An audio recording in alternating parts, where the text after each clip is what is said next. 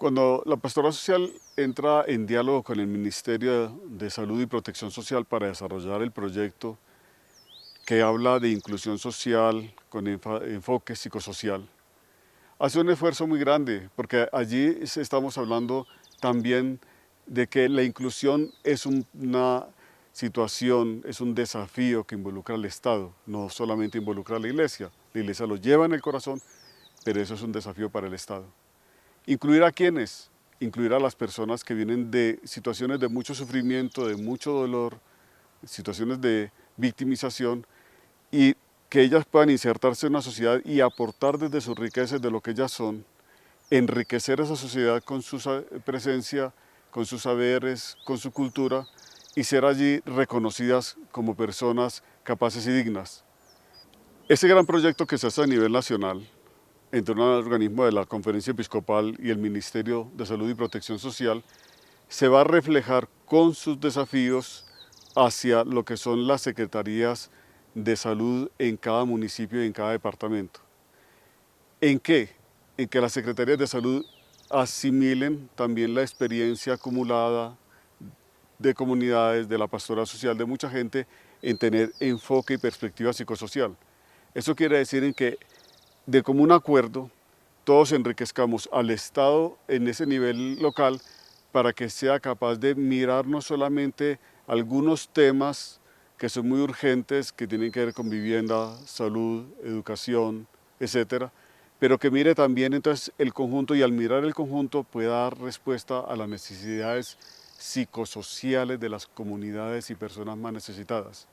En el trabajo entre estas distintas entidades, Pastoral Social Nacional, la Diocesana, Ministerio, la Secretaría de Salud, se va creando entonces por pasos el proceso, porque hay que construir primero un conocimiento, intercambiar perspectivas de qué significa la inclusión social y todo este enfoque psicosocial, también porque eso significa ir creando un marco en el cual se desarrolle una acción que sea capaz de responder efectivamente a las poblaciones.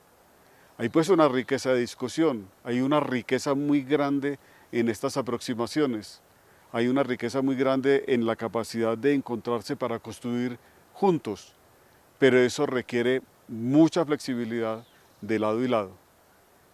Este programa que vamos a ver en el día de hoy nos muestra eso, el esfuerzo que hacemos las instituciones por aprender recíprocamente, los desafíos que se nos presentan cuando debemos trabajar de común acuerdo, cuando tenemos que hacer una acción concertada con otros, cuando el proceso está atravesado entonces por diálogo, por entendimientos, por construir acuerdos, saber que hay cosas en las que posiblemente también hay desavenencias o desacuerdos, pero que finalmente lo que importan son las comunidades, lo que importan son los seres humanos, lo que importa es la dignidad, que es la base de todo el tema psicosocial, dignidad humana. Entonces eso es lo que nos lleva a superar las diferencias y las dificultades. Vamos a ver este programa en el cual van a intervenir distintas personas que nos van a dar su punto de vista. Y vamos a entender a través de eso que hay variedad, diversidad, pero que dentro de todo hay una intención común. Y esa intención común es la que nos lleva a seguir avanzando, aportando, distinguiendo posibilidades de construir, sin discriminar a nadie, sin dejar a nadie de lado, sin rechazar a nadie, sino con una perspectiva que es la de la inclusión social, donde cada persona encuentre un sitio y donde cada persona se encuentre valorada por lo que ella es. Bienvenidos y bienvenidas a este programa Gente Solidaria de la Conferencia Episcopal de Colombia y su Secretariado Nacional de Pastoral Social.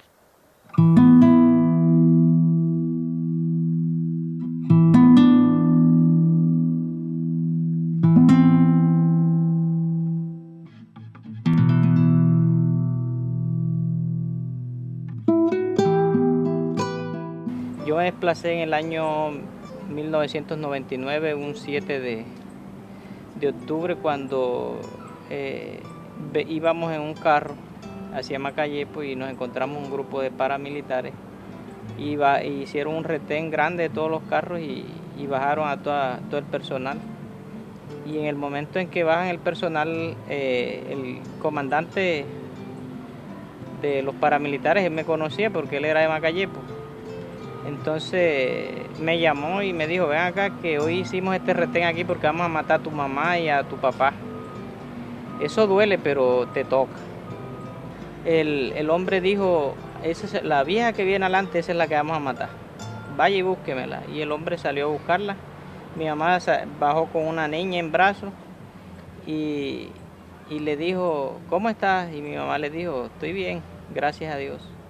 Cuando mami le mentó Dios, él como que cambió su actitud y le dijo, oye, nosotros hicimos este retén aquí para matarla a usted, pero no la vamos a matar, no los queremos ver a ustedes más nunca por esta región, porque ustedes tienen una tienda y le venden a la guerrilla.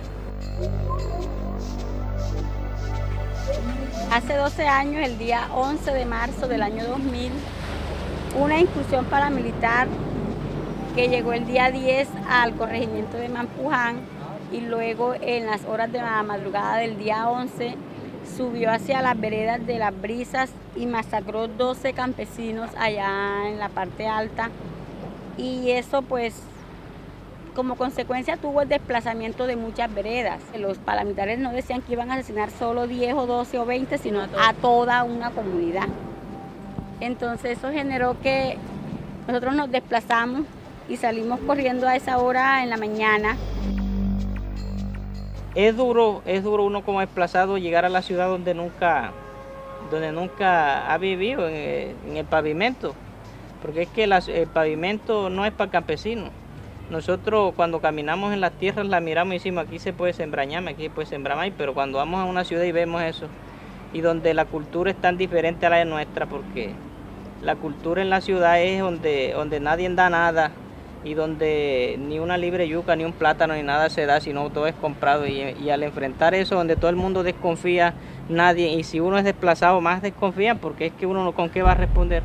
A nosotros, que éramos los más inocentes, que no teníamos nada que ver, la guerra política que tenían los paramilitares con la guerrilla y el gobierno, fuimos los más afectados. Fuimos las víctimas de homicidios, víctimas de desplazamiento, víctimas de falsos positivos, o sea, fuimos víctimas de todo lo que ellos quisieron hacer con nosotros.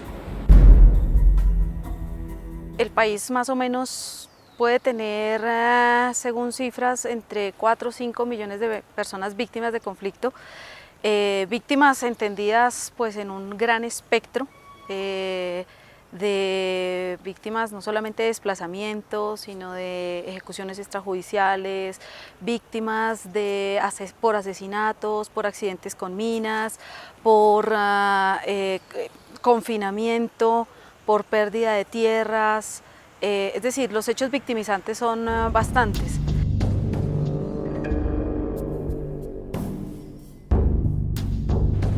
En esa tónica nos llevamos muchos años de olvido.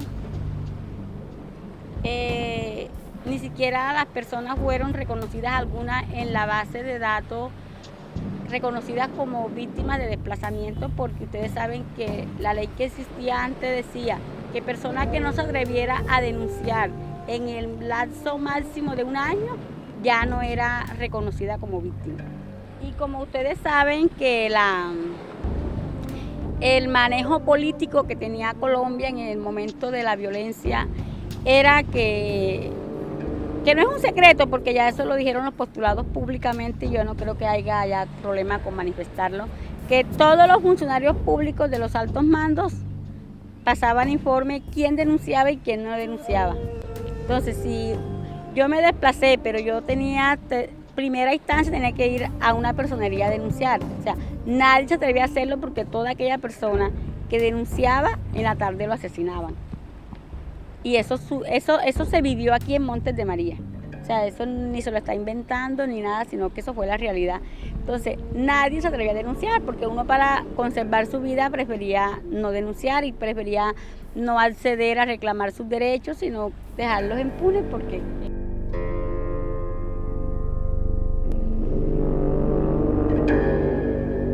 Y no solamente también por miedo, por discriminación. En ese momento al desplazado lo miraban por encima del hombro, o lo miraban, le hacían gestos, o lo discriminaban mucho. Muchas veces discriminados por porque nos consideraban siendo diferentes, porque decían que nosotros pertenecíamos a grupos armados. Fueron muchos años como que muy difíciles para todos, tanto para nuestros papás como para nosotros, porque en el colegio era un suplicio como que ir al colegio, ya que eso no solo se vivía en la calle, sino que en el mismo colegio aún muchos docentes nos maltrataban verbalmente. Uno lloraba, por lo menos yo era una persona que yo lloraba, cuando decían, ay, es que los desplazados sí molestan, por no decir la palabra que decían ellos. Todo lo quieren para ellos, o sea, y que era todo, ni siquiera un reconocimiento le tenían a uno. Nosotros vivíamos en hacinamiento, entonces la gente pasaba y nos miraba y decía, hey, miren los desplazados, como que esos son guerrilleros, esos son no sé qué cosa, sin darse cuenta que muchas veces la vida no es tan justa. Y a nosotros nos toca vivir injusticias como esta. Éramos personas inocentes, somos personas inocentes.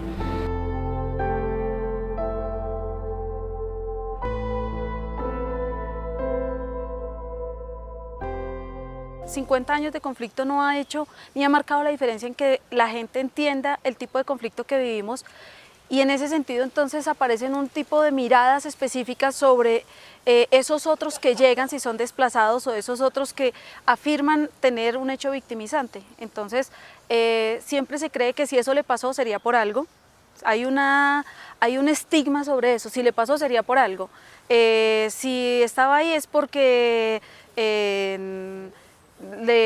algo tenía que ver con el asunto. Entonces, de alguna manera ha habido como una revictimización o una culpabilización de las personas que han padecido un hecho victimizante. Nosotros solo pudimos acceder y a reconocer nuestros derechos con unas capacitaciones que nos dieron en la Fundación Red de Desarrollo y Paz de los Montes de María. Ahí aprendí a reconocer por lo menos que me habían vulnerado muchos derechos, y ahí fue donde entendí el valor que tenía hacer el proceso de justicia y paz, que era la única forma donde nos podían reparar, aunque fuese un poco, el daño que nos causaron los paramilitares a nosotros. Bueno, yo creo que el proceso de organización de las víctimas para la restitución de sus derechos ha sido un asunto absolutamente complejo. Ha sido complejo en la medida en que los modos y los medios para poder participar y organizarse, porque a nosotros no se nos puede olvidar que una persona víctima sigue siendo un sujeto de derechos que tiene capacidad de agencia. Es decir, tiene unos mínimos y una responsabilidad también sobre sí mismo, y su capacidad, tiene capacidad de construir la vida nuevamente, de definir y redefinir los contextos de llegada, los contextos que sí tiene ahora. Entonces la organización de las víctimas, por ejemplo, en este momento está mucho más estructurada, están mucho más definidos los medios, las formas, los espacios, los tiempos para que ellas puedan participar de esos procesos de restitución de sus derechos frente a la institucionalidad. Seguramente en este último tiempo se hace necesario para ellas, a partir de la ley 1448, se hace mucho más necesario para ellas encontrar cuáles son los espacios locales en donde se están discutiendo temas relativos a las víctimas. Pero gracias a Dios como que no, la comunidad tiene una capacidad de resiliencia bastante grande. Al pasar de los años se empezó con lo que fue el proyecto de reparación. Gracias a Dios se está dando parcialmente, pero se está dando. Ya es como que un paso muy positivo. Del proceso que ya hicimos, que lo hicimos 410 personas, equivalente a 104 familias, ya ese proceso pues se le ha dado reparaciones individuales a las familias a un 63% más o menos en un promedio, y luego están las otras que faltaron por tener errores en documentos, precisamente porque en el momento que se preparó el incidente de reparación y se hizo todo, nadie sabía ni siquiera qué iba a pasar con eso, y no se tomaron las medidas preventivas de no caer en esos errores. Pero eso no fue fácil, muy difícil. Eso lo iniciamos el proceso en el 2007, 2008, 2009, 2010, 2011, hasta 2011, 2012 va teniendo un poco pues como que de resultados, que ha sido con las reparaciones individuales a las familias, indemnizaciones.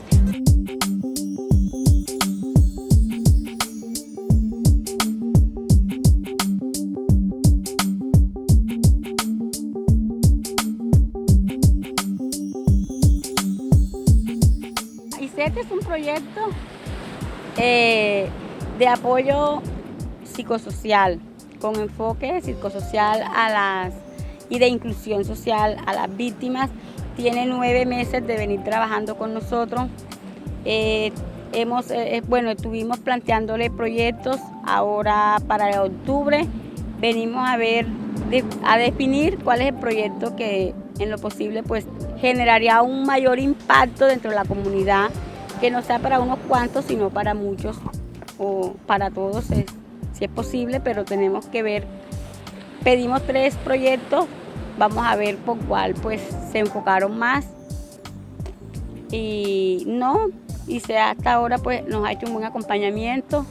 Esa es una manera de comunicarnos de manera no violenta, de recibir el mensaje que ella le da a él. El Ministerio de Salud y Protección Social desde ya hace varios años tiene esta alianza con el Secretariado Nacional de la Pastoral Social, con el fin de que nos unamos y trabajemos en conjunto para la población víctima del conflicto. Quiere decir que con esta alianza tenemos personas en cada ente territorial que trabaja para reformar las redes de las personas, porque cuando ellas salen desplazadas de un lugar, pues se rompen estas redes sociales, sus comunidades no son las mismas y llegan a un lugar desconocido. Es como si usted y yo mañana nos tenemos que ir a un municipio lejano, no nos conocemos y tenemos que armar esta red. Pero al mismo tiempo vienen con el lastre de un recuerdo muy triste que les dejó el conflicto. Entonces, para esto se hace esta atención psicosocial y es la reconstrucción también de su proyecto de vida. De verdad que el proyecto para mí ha sido muy importante. Primero porque en una de las sesiones que estuvimos con John Jairo aprendíamos a proyectarnos. Nosotros muchas veces vivimos la vida por vivirla y vivimos las situaciones que se nos presentan simplemente. Pero no tenemos como que esa visión de proyectarnos hacia el futuro, de proyectar qué queremos, tanto para nuestras vidas como para nuestras comunidades. Simplemente que si se me presenta una reunión, voy a esa reunión. Si tengo que ir para tal lado, yo voy. Pero no tenemos como que una programación ni nos proyectamos hacia el futuro. Entonces, empezando por ahí, yo creo que este proyecto es fundamental para cada una de las comunidades y de las organizaciones que aquí estamos. ¿Por qué reconoces que te equivocaste? O sea, porque este es un medio de comunicación lo que ella está utilizando acá. En la implementación de este proyecto ya llevamos varios años. Cada vez lo mejoramos. Anteriormente era muy difícil trabajar con el ente territorial porque, como dije, no había una institucionalidad fuerte. Y así como hay muchos municipios que no tienen esa institucionalidad fuerte, nosotros apoyamos para que se trabaje en conjunto. Cada uno tiene sus competencias, la pastoral tiene una competencia, el ministerio tiene otras competencias, la institucionalidad territorial tiene competencia, la comunidad también tiene obligaciones y deberes. Y entre todos logramos que esta inclusión sea posible. No podemos desconocer que ICET ha hecho un buen trabajo, nos ha enseñado cómo tocar puertas, a dónde llegar con el tema de la salud, como lo dice la compañera Ludis. También estamos con ICET en lo de sobre derechos humanos, también los de la pastoral. También nos enseñan cosas que nosotros desconocíamos.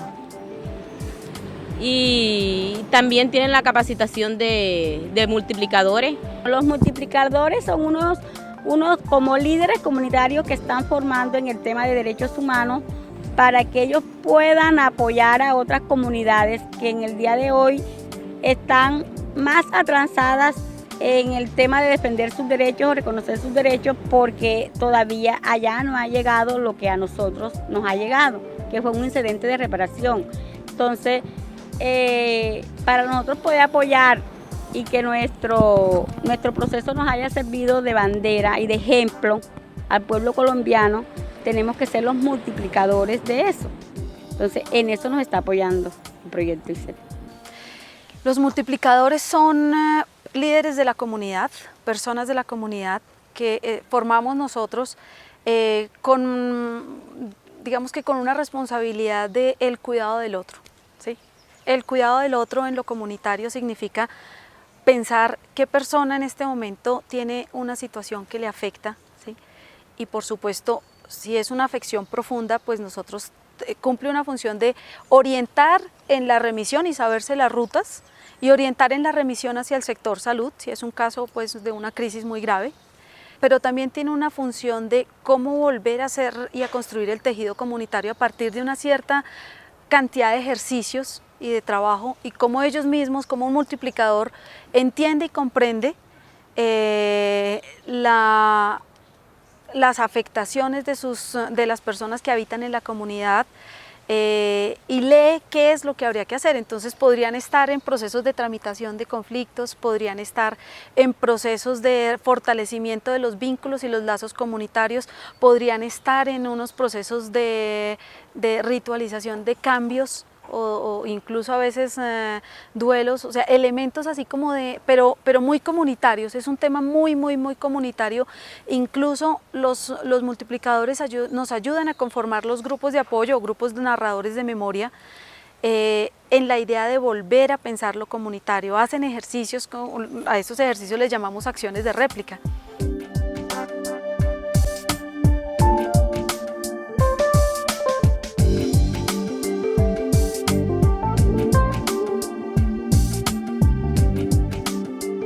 También hablando un poquito de la parte psicosocial, es muy difícil cuando nosotros vivimos estas experiencias y de pronto no tenemos ningún tratamiento psicosocial, ni psicológico, ni nada por el estilo.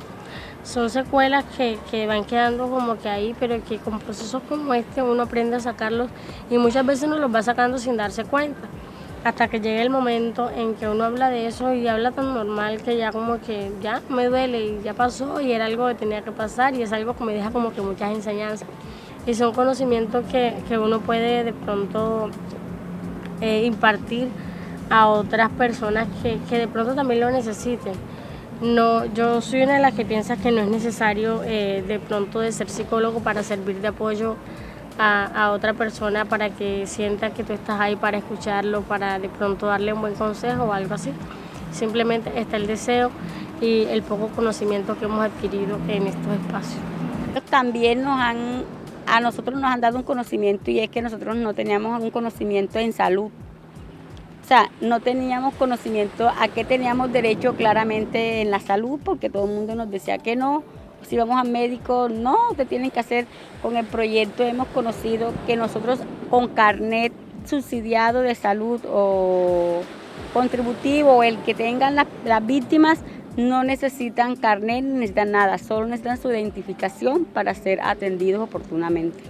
El conflicto armado y el desplazamiento y las afectaciones del conflicto armado no solamente dañan como el irse y la pérdida de la tierra o la pérdida de seres queridos, hay una serie de relaciones muy finas de lo cultural, de lo comunitario, de lo social, que hay que volver a restablecer ahí.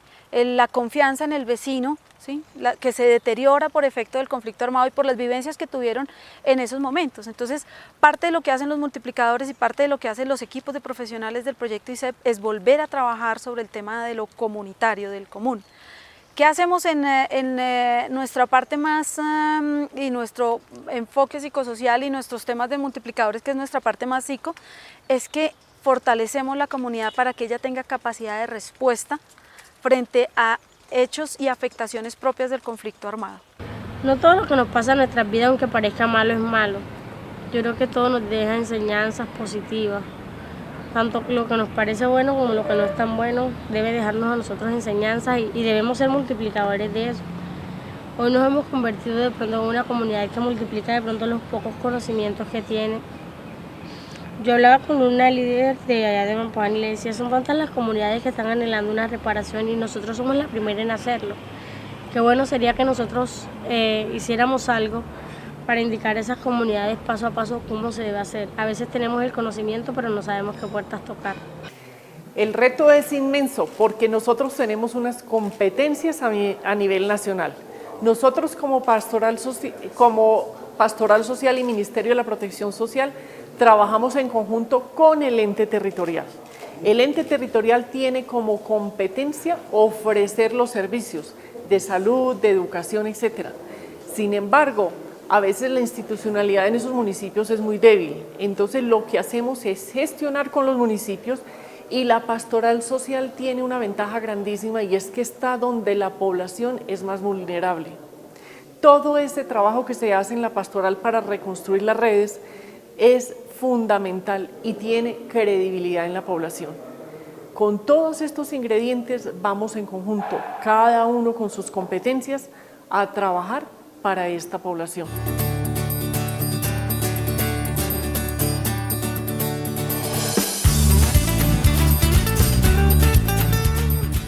El hecho de conocer personas como las que hoy nos encontramos aquí, de pertenecer a procesos como estos que de verdad alimentan nuestro espíritu y nos ayudan a emprender caminos a veces que nos parecen tan duros, pero que con lucha, con dedicación, adquiriendo nuevos conocimientos se hacen un poquito más sencillos.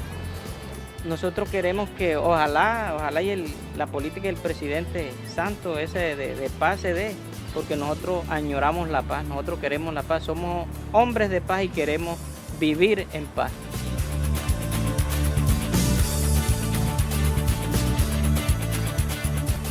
La gente ha encontrado unas nuevas formas de ser comunidad y yo creo que eso es lo más bonito que está trabajando el proyecto.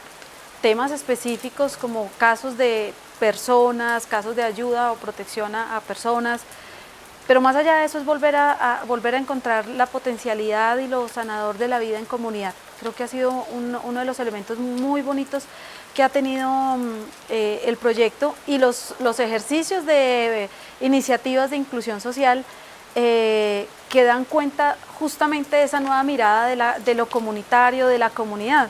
Entonces, ejercicios, por ejemplo, en torno a la memoria y a cambiar los imaginarios del colectivo sobre ciertas comunidades. Por ejemplo, en un municipio la comunidad se pensaba queremos que ya no nos vean más como una zona donde el conflicto está vivo y donde nadie quiere venir porque qué miedo, sino que queremos que se den cuenta y queremos cambiar las fachadas de las casas. Entonces hay una iniciativa comunitaria de trabajar todo el mundo por el cambio de las fachadas de las casas donde antes habían las huellas del conflicto armado, pues que ahora por lo menos puedan encontrar flores. Entonces tienen la idea de un vivero comunitario para que haya flores en las casas, para que haya esa... Y en el fondo no es un tema de fachada, no es un tema de imagen, en el fondo es que la gente quiere proyectar que esta comunidad vuelve a ser comunidad y vuelve a ser un lugar en donde la vida es posible y la vida renace. Nosotros somos una comunidad pujante, echada para adelante, que sin importar las circunstancias siempre mira allá al final del túnel esa luz, que es como que la que nos inspira a seguir caminando hasta alcanzarla. Eso es la comunidad de Mampuján, una comunidad que pese a los problemas, a las dificultades, ha permanecido a lo largo de la historia con su pujanza, con ese espíritu emprendedor que nos ha caracterizado desde antes hasta hoy.